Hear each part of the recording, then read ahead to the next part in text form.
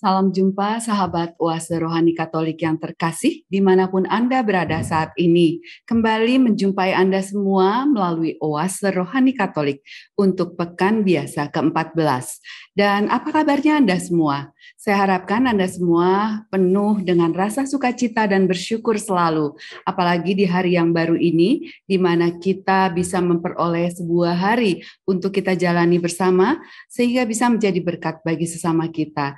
Dan pada perjumpaan Pekan Biasa ke-14 ini, telah siap bersama kita untuk memberikan penguatan atas inspirasi rohani pada hari ini di Pekan Biasa ke-14, yaitu Romo Bernardus Christian Triyudo Prastowo SY, yang tentu saja akan hadir mendampingi kita semua bersama dengan Alexandra Sisi. Apa kabarnya Romo Yudo? Kabarnya baik, sehat. Bagaimana Puji kabarnya Tuhan. Bu Susi? Baik selalu Romo, dan puji Tuhan selalu diberikan kesehatan dan juga ya rasa sukacita ya Romo, itu penting ya Romo. Penting sekali. Iya, dan semoga di tengah kesibukan Romo Yudo selalu juga dalam keadaan sehat dan juga semangat selalu ya Romo. Ya. Baik, kini kita sama-sama siapkan diri kita, sahabat Oase Rohani Katolik yang terkasih. Mari kita buka dengan doa pembuka. Silakan Romo. Mari sahabat-sahabat Oase Rohani Katolik dimanapun Anda berada, kita awali perjumpaan kita dengan doa. Dalam nama Bapa dan Putra dan Roh Kudus. Amin. Allah Bapa sumber cinta kasih, kami telah menerima cinta kasih-Mu kepada umat manusia dalam diri Yesus Putramu, dan Engkau sendiri memilih orang-orang pilihan-Mu untuk turut serta dalam karya penyelamatan. Semoga kami, umat-Mu, dimanapun berada, boleh ambil bagian dalam karya-Mu yang agung, terutama dalam mewujudkan kerajaan-Mu di bumi. Dengan pengantaraan Yesus Kristus, Putra-Mu Tuhan kami, yang bersama dengan Dikau, dalam persatuan dengan Roh Kudus, hidup dan berkuasa, Allah sepanjang masa. Amin. Amin. Baik, terima kasih Romo Yudo dan sahabat Oase Rohani Katolik yang terkasih. Kita awali dengan antifon pembuka. Bersyukurlah kepada Tuhan, serukanlah namanya, maklumkanlah karyanya di antara para bangsa. Dan kini kita masuki bacaan dari kitab Yesaya bab 6 ayat 1 sampai 8. Dalam tahun wafatnya Raja Uzia, aku melihat Tuhan duduk di atas tahta yang tinggi dan menjulang, dan ujung jubahnya memenuhi bait suci. Para serafim ada di sebelah atasnya, masing-masing mempunyai 6 sayap. 2 sayap dipakai untuk menutup muka mereka, 2 sayap dipakai untuk menutup kaki, dan 2 sayap untuk melayang-layang. Mereka berseru seorang kepada yang lain, Kudus, kudus, kuduslah Tuhan semesta alam, seluruh bumi penuh kemuliaannya. Maka bergoyanglah alas ambang pintu disebabkan suara orang yang berseru itu, dan rumah itu pun dipenuhilah dengan asap. Lalu aku berkata, celakalah aku binasa, sebab aku ini orang yang berbibir najis, dan aku tinggal di tengah bangsa yang berbibir najis. Namun mataku telah melihat Sang Raja, Tuhan semesta alam. Tetapi seorang dari para serafim itu terbang mendapatkan daku. Di tangannya ada bara api yang diambilnya dengan sepit dari atas mezbah. Ia menyentuhkannya pada mulutku serta berkata, lihat, bara ini telah menyentuh bibirmu, maka kesalahanmu telah dihapus dan dosamu telah diampuni. Lalu aku mendengar suara Tuhan bersabda, siapakah yang akan kuutus, dan siapakah yang akan pergi atas namaku? Maka aku menjawab, inilah aku, utuslah aku. Demikianlah sabda Tuhan. Syukur kepada Allah. Baik sahabat Oase Rohani Katolik yang terkasih, kini kita tanggapi bacaan pertama dari kitab Yesaya dengan Mazmur tanggapan dari Mazmur 93. Tuhan adalah Raja, Ia berpakaian kemegahan. Tuhan adalah Raja, Ia berpakaian kemegahan. Tuhan adalah Raja, Ia berpakaian kemegahan dan kekuatanlah ikat pinggangnya. Tuhan adalah Raja, Ia berpakaian kemegahan. Sungguh telah tegaklah dunia, tidak lagi goyah. Tahtamu tegak sejak dahulu kala, dari kekal engkau ada. Tuhan adalah Raja, Ia berpakaian kemegahan. Baik sahabat Oase Rohani Katolik yang terkasih, kini mari kita buka hati kita siapkan diri kita untuk memasuki bait pengantar Injil, dilanjutkan dengan Injil suci menurut Matius bab 10 ayat 24 sampai 33. Haleluya. Haleluya.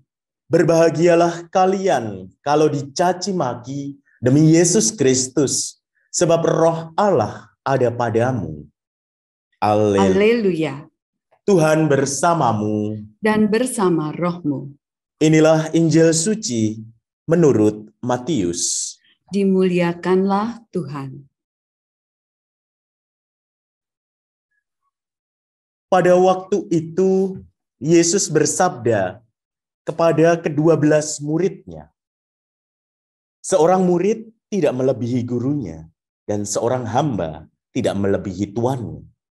Cukuplah bagi seorang murid jika ia menjadi sama seperti gurunya, dan bagi seorang hamba jika ia menjadi sama seperti tuannya. Jika tuan rumah disebut Beelzebul, apalagi seisi rumahnya. Jadi janganlah kalian takut kepada mereka yang memusuhimu, karena tiada sesuatu pun yang tertutup yang takkan dibuka, dan tiada sesuatu pun yang tersembunyi yang takkan diketahui. Apa yang kukatakan kepadamu dalam gelap, katakanlah dalam terang. Dan apa yang dibisikkan ke telingamu, beritakanlah dari atas atap rumah. Dan janganlah kalian takut kepada mereka yang dapat membunuh tubuh, tetapi yang tidak berkuasa membunuh jiwa. Tetapi takutilah Dia yang berkuasa membinasakan baik jiwa maupun tubuh di dalam neraka. Bukankah burung pipit dijual seduit 2 ekor? Namun tak seekor pun akan jatuh tanpa kehendak Bapamu. Dan kalian, rambut kepalamu pun semuanya telah terhitung. Sebab itu, janganlah kalian takut, karena kalian lebih berharga daripada banyak burung pipit. Barang siapa mengakui aku di depan manusia, dia akan kuakui juga di depan Bapa-Ku yang di surga. Tetapi barang siapa menyangkal aku di depan manusia, dia akan kusangkal di hadapan Bapa-Ku yang di surga." Demikianlah sabda Tuhan. Terpujilah Kristus. Demikianlah sahabat Oase Rohani Katolik yang terkasih, bacaan Injil suci menurut Matius bab 10 ayat 24 sampai 33. Baik, Romo Yudo, saat ini kita awali dulu inspirasi rohani yang disampaikan tadi dari bacaan pertama dulu ya Romo, dari kitab Yesaya. Boleh, ya. baik. Kira-kira apa Romo yang menjadi inspirasi rohani terkait dari bacaan kitab Yesaya ini, terkait juga dengan tadi banyak sekali yang disampaikan, disinggung tentang malaikat ini Romo? Iya, atau mungkin saya dari sini saja dulu, dari secara keseluruhan bacaan pertama maupun bacaan Injil, baru nanti masuk ke bacaan yang pertama ya. Baik Romo. Baik, secara keseluruhan supaya kita konteksnya berada dalam pemahaman yang sama, bacaan liturgi selama sepekan ini dari hari Minggu yang lalu, minggu ke-14 itu sampai akhir pekan ini, itu fokusnya adalah kesiapsediaan menjadi utusan atau menjalankan misi perutusan. Memang bila kita sedikit ingat selama sepekan ini, fokus bacaan pertama maupun bacaan Injil adalah soal misi. Nah, itu konteks luasnya seperti itu. Di awal minggu kita ditunjukkan bahwa pada dasarnya semua dari kita yang telah menerima baptisan adalah misionaris atau orang yang menjalankan misi. Dan dokumen-dokumen gereja seperti mungkin pernah ada yang dengar Evangelii Nuntiandi ataupun dari Paus Fransiskus, Evangelii Gaudium, itu menegaskan hal serupa bahwa kita sebagai anggota gereja adalah murid misioner atau orang yang berani diutus. Artinya, misi itu tidak terbatas pada kaum religius atau pada daerah tertentu, tetapi misi menyangkut seluruh aspek hidup kita. Dimanapun kita berada, apapun profesi kita, kita diutus untuk apa? Menghadirkan harapan dan sukacita di tengah tantangan. Nah, hal inilah yang kemudian dalam bacaan hari ini mendapat konteksnya. Apalagi di dalam bacaan pertama, kita bisa belajar dari Yesaya yang menerima perutusan dan dia merasa tidak mampu. Saya itu apa? Orang yang lemah. Saya itu orang yang berdosa, orang yang najis. Masa saya bisa menjalankan misi itu? Nah, begitu pula juga dengan kita. Kadangkala kita bisa mengalami hal yang serupa, kadangkala hal yang sederhana saja di dalam keseharian. Kita bisa lihat kalau pertemuan lingkungan saja, antar umat Katolik saja. Ketika kita diminta berdoa, biasanya saling tunjuk. Nah, mungkin itu salah satu kecenderungan diri kita, kecenderungan sebagai orang Katolik kadangkala merasa tidak mampu. Dan kita bisa belajar dari Yesaya bagaimana kekuatan Tuhan akan memampukan. Maka kalau kita lihat konteks yang luas adalah setiap dari kita itu memiliki misi, apapun profesi kita.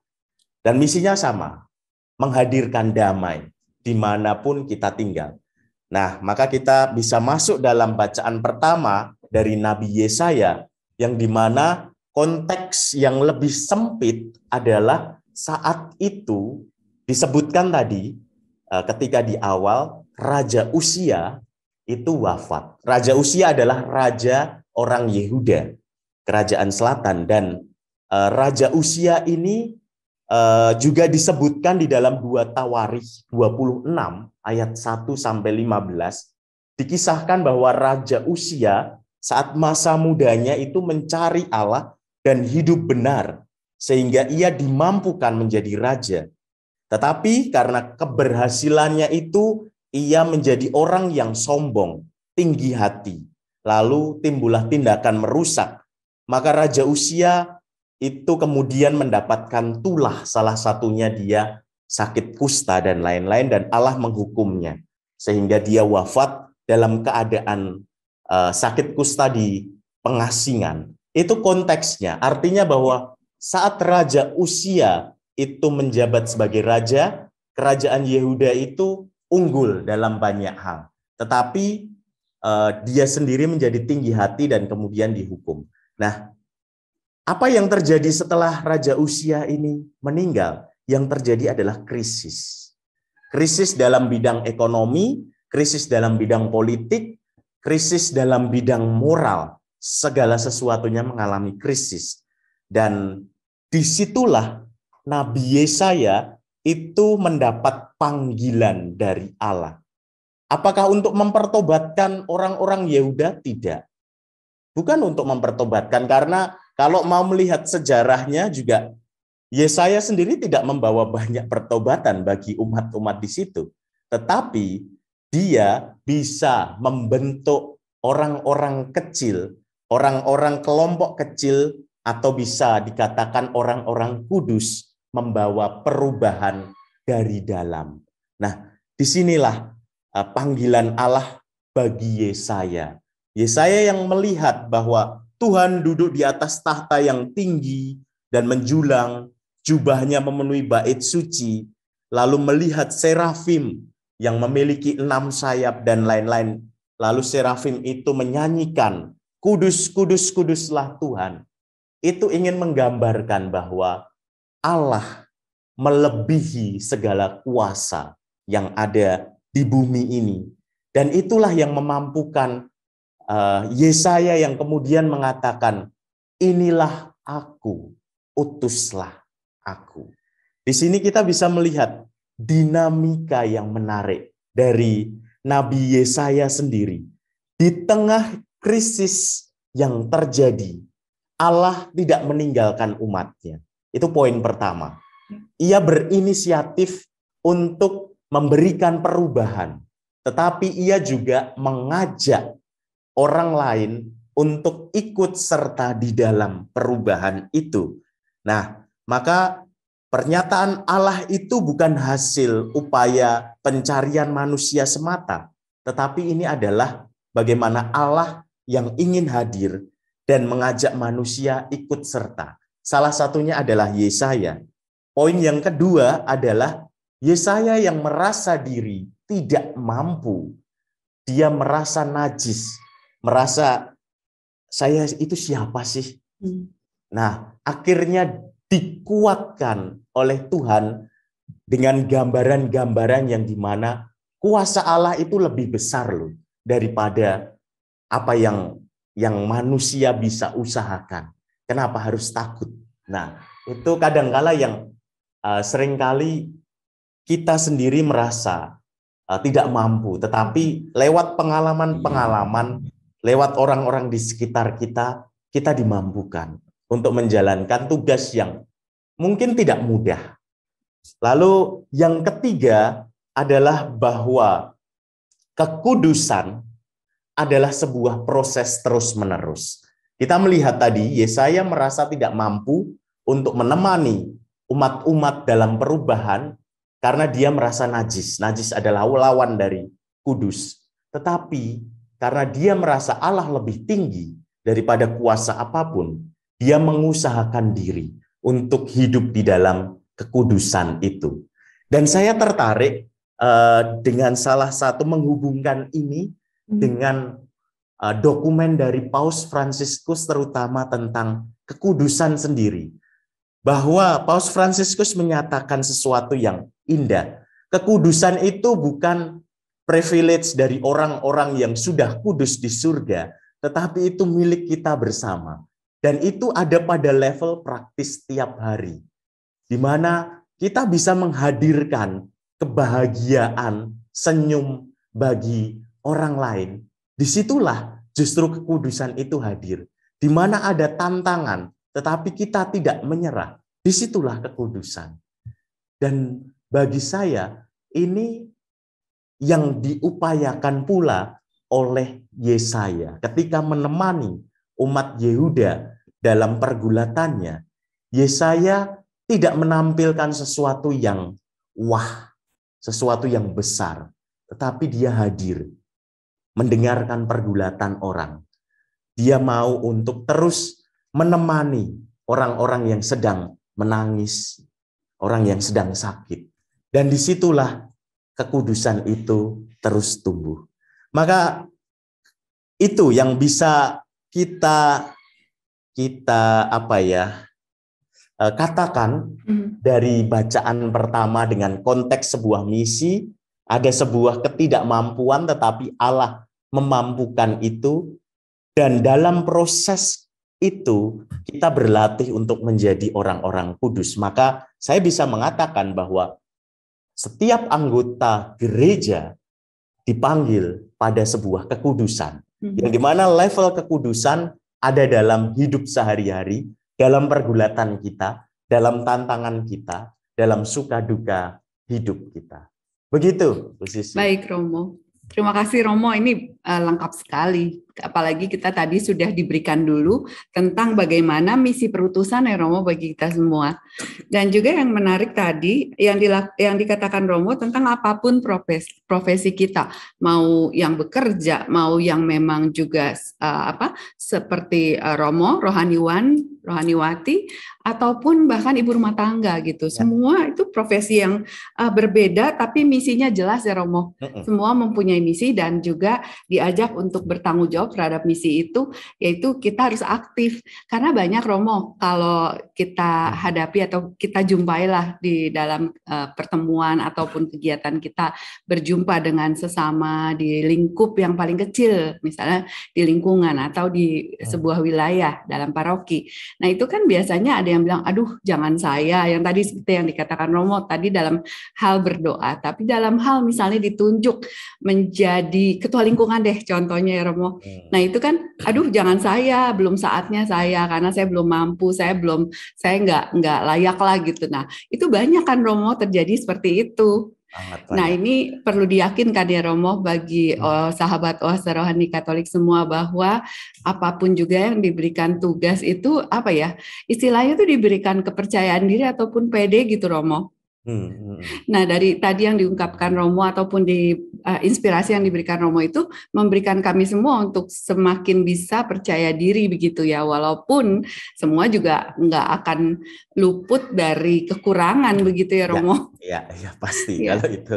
Ya, nah yang menarik tadi ada 3 hal kan Romo yang diberikan inspirasi kepada kami semua, bahwa tentang tadi Allah itu apa? Istilahnya Allah itu kan tidak milih-milih, lalu juga tadi mengajak semua gitu ya untuk turut serta dan ikut ikut aktif begitu dalam menjalankan misi tadi. Nah kemudian yang kedua juga dan yang ketiga itu tentang kekudusan, di mana tadi juga yang menarik juga bahwa orang kan masih menganggap bahwa kudus itu dimiliki hanya orang-orang suci yang sudah mempunyai gelar santo gitu ya Romo. Padahal dalam kehidupan sehari-hari, apalagi di masa-masa zaman sekarang ini, zaman milenial ini, masih toh Romo setiap hari kita bisa menjadi kudus ya. Bisa. Nah, berikan Romo tips-tips apa nih Romo supaya kita bisa menjadi kudus, yang bukan artinya kudus yang wah-wah ya Romo, kudus yang gitu, tapi sesuatu yang bisa kudus itu ya hal-hal sederhana gitu Romo. Di dalam dokumen Paus itu disebutkan cerita, saya agak panjang ceritanya, tapi singkatnya gini. Seorang ibu yang punya anak, punya keluarga seperti itu, lalu ibu ini dulunya adalah orang yang punya kebiasaan menggosip gitu ya. Nah, menggosip dan lain-lain, tiap kali berjumpa dengan teman-temannya dan lain-lain. Nah, Paus Fransiskus itu menuturkan ketika ibu ini mulai memiliki keakraban dengan kitab suci, dengan sabda Tuhan, lalu dia mulai melihat bahwa dia harus mulai dari hal yang paling sederhana untuk menjadi kudus. Salah satunya adalah ketika berjumpa dengan teman-temannya, dia mengerem diri untuk tidak menggosip. Mengerem diri, bukan untuk supaya menunjukkan diri wah atau justru meninggalkan itu, tidak, tetapi dia memberi pandangan yang lebih positif. Jadi dia tetap mengutarakan sesuatu, tetapi bukan lagi hal-hal negatif dari orang lain, tetapi lebih melihat hal yang positif untuk memberikan counter. Nah, itu salah satu langkah-langkah kekudusan. Yang kedua, ketika dia sampai rumah setelah bekerja, dia lelah, tetapi melihat anaknya yang sedang belajar dan lain-lain, dia membuatkan minuman untuk anaknya, sedikit menemani dia di tengah kelelahan dia sambil mendengarkan keluh kesahnya. Dia belajar lagi level yang lebih tinggi, bukan lagi memberikan ucapan positif atau negatif, tetapi masuk dalam level lagi, mempraktekkan hal yang positif, yaitu kepedulian. Sebelum tidur dia sudah sangat lelah sekali, tetapi dia juga masih ingat bahwa dia segala sesuatu hari ini hanya bisa terjadi karena Allah, maka dia berkomunikasi dengan Allah lewat doa. Dan kebiasaan itu menjadi kebiasaan baik. Dan Paus Fransiskus menyebutkan, disitulah kekudusan. Kekudusan adalah sebuah proses di mana kita bisa katakanlah ajere kontra. Ajere kontra itu melawan sesuatu yang negatif itu dengan hal-hal yang lebih positif. Tidak ekstrim, tetapi perlahan-lahan. Gradually ya Romo. Ya, nah ya, itu. Maka kalau mau dikatakan tips-tipsnya, ya kita mau nggak mau harus kembali ke akar dari kekudusan itu sendiri, yaitu apa? Sabda Tuhan. Sabda Tuhan yang bisa kita dengarkan atau kita baca lewat kitab suci. Untuk pribadi kita bisa menafsirkan untuk pribadi, tapi kalau untuk bersama kan harus penafsiran gereja. Tapi sebagai kekudusan pribadi kita bisa membaca kitab suci pagi hari, coba merenungkannya, membuat langkah-langkah sederhana hari itu. Misalnya saya kecenderungannya marah. Oke, saya akan memberikan senyum. Perlahan-lahan dari titik-titik itu. Atau ya hal-hal lain seperti yang dilakukan Ibu tadi. Tapi saya hanya ingin mengatakan, kembali pertama-tama kepada sabda Tuhan. Yang kedua, menerapkan satu langkah sederhana saja dalam satu hari itu.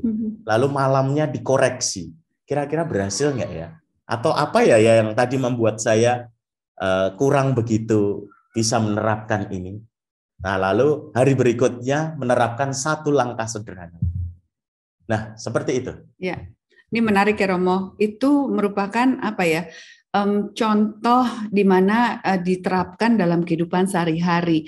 Tapi memang nggak mudah ya Romo, karena ibu itu contohnya biasa untuk ngegosip, lalu tiba-tiba harus mengerem begitu. Itu kan sesuatu yang penuh usaha begitu. Ya, dan itu yang harus dihargai dan juga kita teladani ya Romo, karena nggak gampang. Terus juga nggak mudah kalau satu hari penuh itu dengan terlalu lelah begitu, tapi memaksakan diri untuk tetap berkomunikasi dengan Tuhan atau melakukan refleksi seperti yang tadi disampaikan Romo begitu. Ya, dan ya ini kami semua juga patut untuk mencoba belajar supaya bisa menjalankan apa yang diberikan oleh Paus Fransiskus tadi, ajakan Paus Fransiskus untuk menjadi kudus dalam kehidupan sehari-hari begitu ya Romo. Iya, begitu. Ya, kekudusan ada di dalam level hidup harian dan ya dalam level proses latihan hal-hal kecil. Begitu juga dengan yang dalam kitab suci, kalau kita baca Yesaya itu kan nabi besar. Tetapi kita bisa tahu tadi dari ceritanya bahwa dia merasa tidak mampu, tetapi mau berproses. Iya, baik. Jadi itu yang harus disadari dari ketidakmampuan kita semua, ya untuk bisa mencoba. Yang penting berusaha ya Romo, berproses. Baik, tanpa terasa kita juga sudah berada di penghujung sesi perjumpaan pertama Romo. Untuk itu, para sahabat Oase Rohani Katolik yang terkasih, mari kembali kita renungkan dan kita resapi apa yang disampaikan oleh Romo Yudo di sesi pertama ini. Dan kita segera akan berjumpa di sesi yang kedua.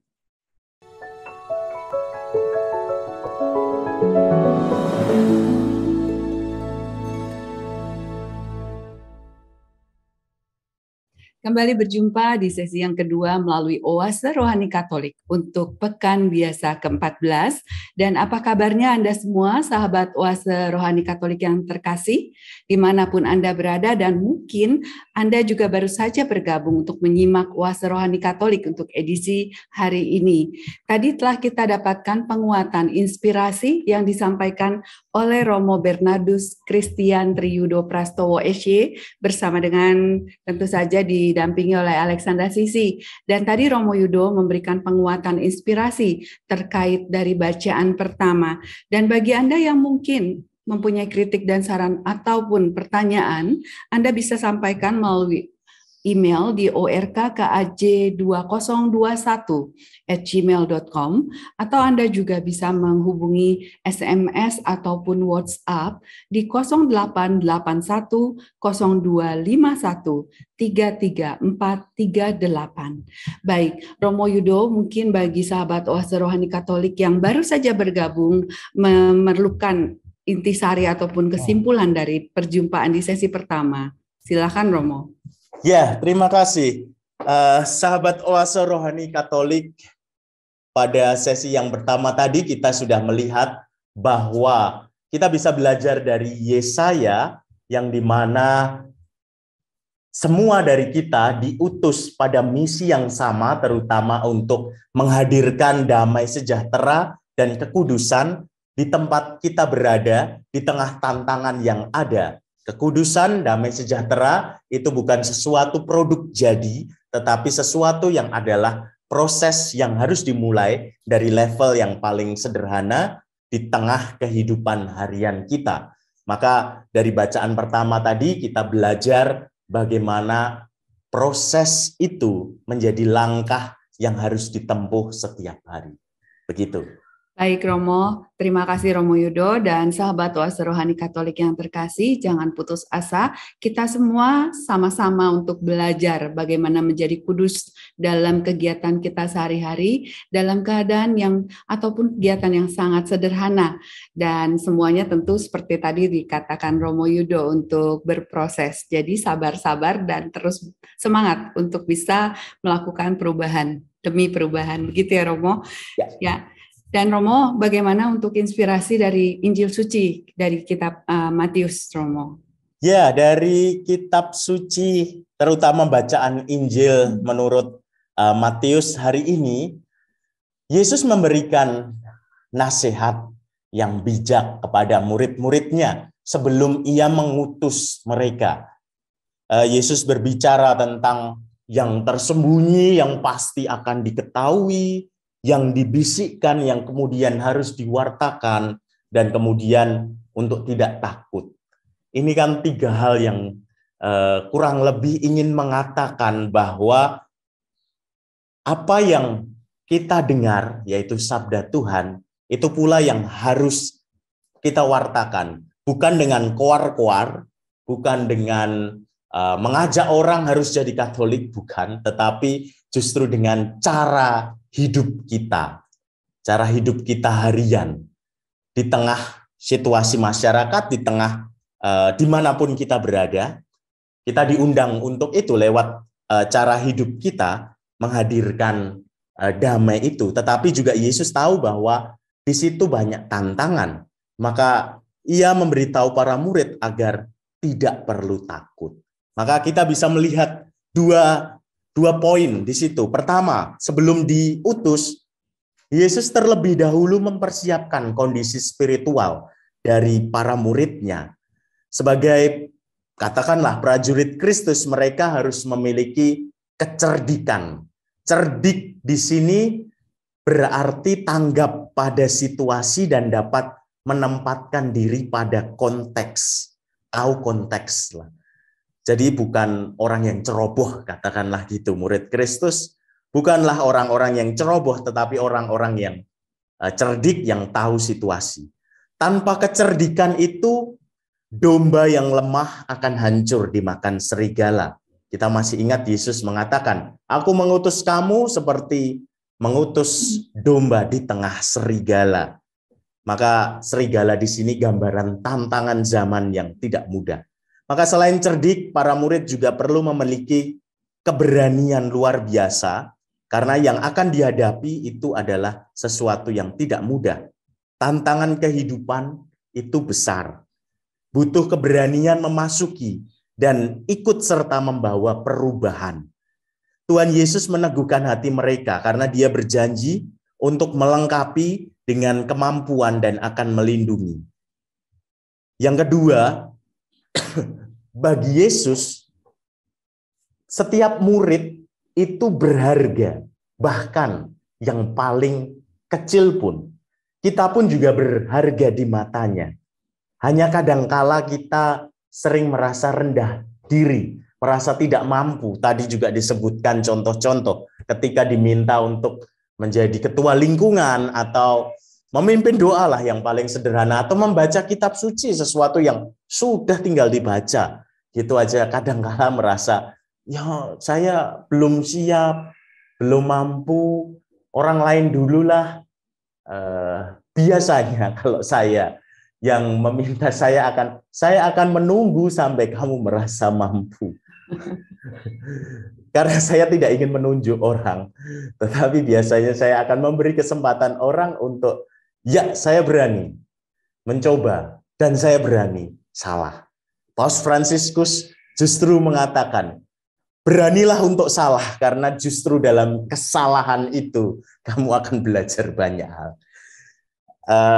Tetapi juga bukan berarti harus ceroboh tadi. Maka konteksnya berani salah adalah orang yang berani melihat situasi secara jelas dan menempatkan diri. Maka di sini saya hanya ingin mengatakan poin yang kedua, bahwa di mata Tuhan setiap orang itu berharga.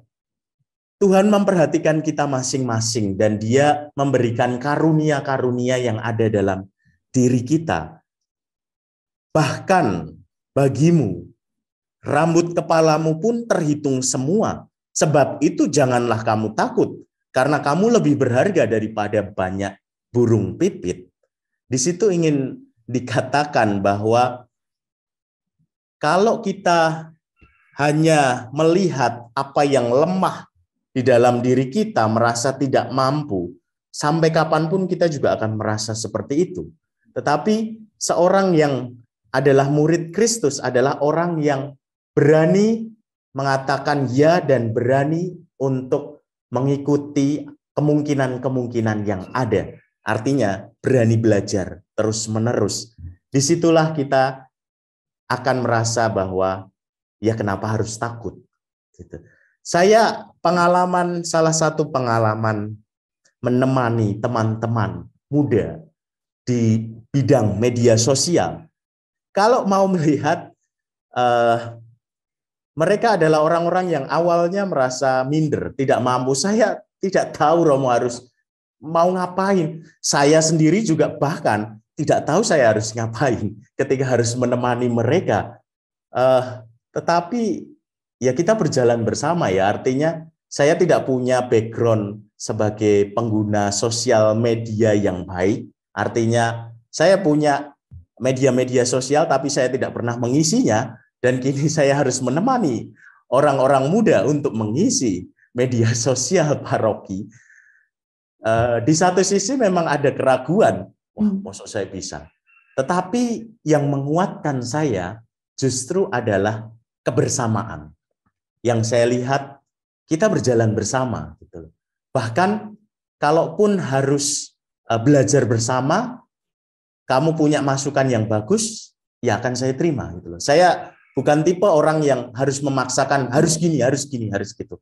Bukan, tetapi tipe yang bagaimana kita membuat sesuatu proyek itu ya bersama. Karena ini bukan proyek pribadi saya, ini adalah proyek gereja, yang dimana gereja ingin hadir di tengah ributnya sosial media yang penuh dengan ucapan kebencian ataupun ketidaktahuan orang-orang Katolik pada hal-hal yang adalah kekayaan gereja. Nah, maka di tengah situasi itu kita berjalan bersama, kita sering ngobrol bareng, bahkan sering berdebat bareng, sering ya saling mengoreksi, kurang ini, kurang itu. Tetapi satu hal yang selalu membuat kami kuat adalah bahwa kita melihat kamu punya kelebihan ini. Kamu punya kelebihan ini. Dan itulah yang dikembangkan. Karena saya belajar dari seorang guru yang saat ujian itu hanya memberikan secarik kertas, di tengahnya ada titik hitam. Lalu guru itu menanyakan kepada muridnya, silahkan kalian tulis jawabannya, apa yang kalian lihat dalam kertas itu. Banyak orang yang menulis, saya melihat titik hitam kecil di tengah kertas, hampir semua. Tetapi tidak ada satupun orang yang menuliskan, saya melihat lembaran putih yang besar di tengah titik kecil itu. Guru itu hanya ingin mengatakan, kadangkala kita lupa hal-hal atau karunia yang besar yang diberikan oleh Allah. Kita hanya cenderung fokus pada satu titik kecil yang kadangkala adalah kelemahan atau hal-hal negatif. Nah, ini yang dalam pendampingan anak muda ingin saya kikis, dalam arti lihatlah potensi besarmu. Ada kelemahan pasti. Saya pun juga punya kelemahan. Apakah kelemahan itu harus dikritik? Silahkan dikritik. Tetapi jangan terlalu fokus hanya pada itu tanpa melihat sisi besarnya. Dan dalam proses, dalam pendampingan itu yang saya lihat juga berdasarkan pada inspirasi ini, teks kitab suci ini, bahwa Allah sendiri menguatkan. Maka ketika mendapat sebuah perutusan tertentu, janganlah takut. Itu memang benar. Karena ketika kita takut, kita biasanya pikiran kita hanya dikuasai oleh itu dan kreativitas tidak akan muncul. Tetapi kita kalau mau membiarkan diri untuk terbuka pada kemungkinan-kemungkinan, kreativitas itu akan muncul dan akan membuahkan hasil. Saya kira itu beberapa kontekstualisasi dari bacaan hari ini. Menarik sekali Romo, karena sudah diberikan juga apa yang bisa dekat dengan kita sehari-hari tadi ya Romo. Dan tadi menarik sekali inspirasi, begitu saya menyimak apa yang disampaikan Romo, itu saya langsung terbayang bagaimana memang seseorang kalau diberikan tugas yang mungkin tidak biasa, ataupun mungkin sebenarnya yang biasa, tapi kan namanya orang kan kadang kurang pede begitu ya Romo. Itu yang ada takut duluan, terus galau, itu udah pasti, grogi gitu. Apa saya bisa ya gitu. Saya pun juga sering Romo merasakan hal-hal seperti itu. Tapi kalau tadi begitu banyak penguatan yang diberikan Romo, aduh jadi tergugah tadi, apalagi seperti yang tadi dikatakan Romo terkait dengan pengalaman Romo menghadapi ujian yang diberikan oleh guru tadi, itu luar biasa. Itu inspirasi yang sangat luar biasa, karena memang kita semua sering, saya terutama juga sering melihat yang jadi fokus adalah titik hitam, bukan kertas putihnya ya Romo. Nah ini yang kami harus jadi mendapatkan pelajaran gitu ya, untuk bisa mulai percaya diri dan melihat hal-hal yang lebih luas, yang lebih proaktif gitu ya Romo. Tadi juga satu hal yang menarik, perkataan bahwa kita harus cerdik dan juga apa istilahnya berani, tapi beraninya enggak yang kebablasan begitu ya Romo. Ya. Nah, kira-kira apa lagi Romo sebelum kita juga nanti semakin dekat dengan akhir dari sesi kedua ini, karena menarik sekali ini bacaan dari Injil Suci Matius ini, terkait juga dengan apa hal-hal yang diberikan kepada kita untuk menjadi manusia yang bisa belajar terus-menerus. Apalagi tadi Romo juga sudah mengingatkan, tantangan zaman sekarang itu nggak mudah. Tantangan sekarang ini penuh banget Romo dengan hal-hal kesulitan. Baru lepas dari satu masalah, kita sudah harus berhadapan dengan masalah lain. Nah, kira-kira supaya kami semakin bisa dikuatkan, Romo. Iya, bahwa tadi sudah banyak diulas mengenai sikap untuk berani, tetapi berani dalam arti berani yang cerdik, berani dengan tahu situasi. Itu adalah latihan yang butuh kerendahan hati sih. Saya kira itu yang menjadi poin yang ingin disampaikan juga dalam bacaan, seluruh bacaan hari ini. Bacaan pertama tadi ketika Yesaya diminta oleh Allah, dia mengalami situasi yang tidak mampu, tapi dengan rendah hati dia mau belajar.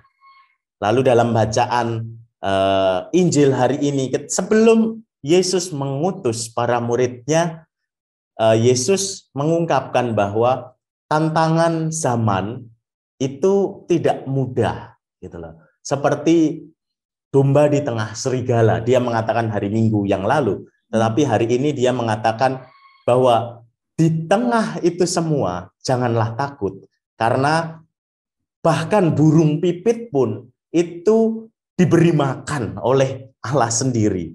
Apalagi kamu yang lebih berharga daripada burung pipit. Artinya apa? Artinya bahwa kerendahan hati untuk terus belajar itu perlu dibarengi oleh sikap untuk mau, untuk terbuka terus-menerus pada hal-hal yang baru di tengah kita.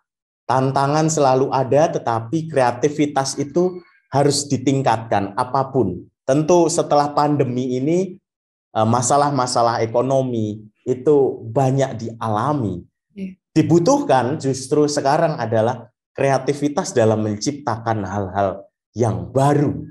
Itu yang akan membuat orang lebih punya daya tahan. Atau bagi orang-orang yang harus menemani di anak atau cucu di rumah, perlu juga sekarang adalah kemauan untuk menggunakan waktu-waktu itu secara efektif pula. Kadang harus mendengarkan cucu, anak bercerita, itu juga sebuah misi, sebuah perutusan, karena itu tidak mudah mendengarkan, tetapi kehadiran orang-orang tua atau lansia sendiri tentu akan memberi efek yang sungguh luar biasa bagi anak cucu di kemudian hari. Maka itu juga perutusan atau mendoakan mereka. Itu juga perutusan yang harus dijalani dengan rendah hati dan terus-menerus. Saya kira itu. Baik Romo, ini banyak sekali Romo inspirasi yang begitu menguatkan kami semua terkait dengan pertemuan kita pada hari ini. Bacaan hari ini di Pekan Biasa ke-14. Dan sayang sekali Romo, waktu juga yang harus memisahkan perjumpaan pada hari ini. Namun sebelumnya Romo, kiranya kita juga diberikan pesan Romo untuk bisa menghadapi hari demi hari sesuai dengan apa yang sudah kita peroleh inspirasinya. Pesan yang singkat namun bisa menemani kita semua nih Romo. Ya teruslah untuk berproses dan belajar di tengah setiap tantangan. Baik, terima kasih banyak Romo. Dan dengan demikian sahabat Oase Rohani Katolik yang terkasih, perjumpaan kita di Oase Rohani Katolik Pekan Biasa ke-14 ini harus kita akhiri segera. Dan untuk itu Romo Bernardus Christian Triyudo Prastowo SY beserta dengan Alexandra Sisi mengucapkan terima kasih banyak atas perjumpaan kita hari ini. Kita akan berjumpa di lain kesempatan dan juga saat ini mari kita siapkan diri kita untuk berdoa penutup dan juga memperoleh berkat dan nantinya kita bisa laksanakan pesan yang disampaikan Romo Yudo untuk kita lakukan sehari-hari. Silakan Romo. Ya, mari sahabat Oase Rohani Katolik, kita tutup perjumpaan kita dengan doa. Marilah berdoa. Allah Bapa sumber kedamaian, kami bersyukur kepadamu atas sabda yang Kau tanam di dalam hati kami dan atas santapan rohani yang menguatkan langkah kami. Utuslah kami mewartakan terutama dengan menghidupi sabdamu dalam sukacita sehingga karya penyelamatanmu dapat dirasakan semua orang hingga akhirnya kami semua dapat ikut ambil bagian dalam hidup abadi. Dengan pengantaraan Kristus, Tuhan kami. Amin. Amin. Tuhan bersamamu. Dan bersama rohmu. Semoga Allah yang Maha Kuasa senantiasa hadir, membimbing, melindungi, dan menyertai kita semua, Bapa dan Putra, dan Roh Kudus. Amin. Amin. Terima kasih banyak Romo Yudo, dan berjumpa lagi di lain kesempatan ya Romo. Ya. Dan salam sehat selalu. Selamat beraktivitas dengan penuh kasih bagi Anda semua sahabat Oase Rohani Katolik yang terkasih. Tuhan memberkati.